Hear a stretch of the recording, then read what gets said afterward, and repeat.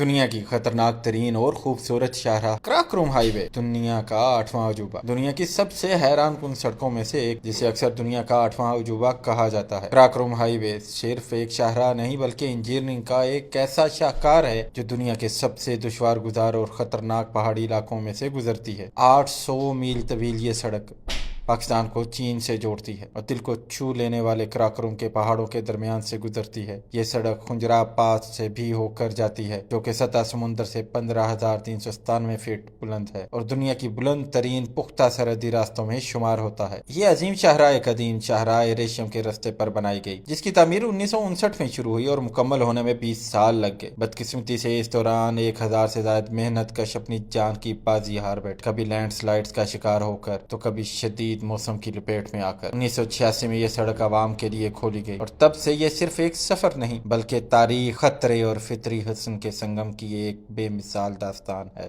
Glaciers, گہری وادیاں، بلند و بالا چوٹیاں اور دور دراز دیہات، کراکروم ہائی وے آپ کو ایسی ایک دنیا میں لے جاتی ہے جہاں ہر موڑ پر حیرت، ہر منظر میں کہانی چھپی ہے۔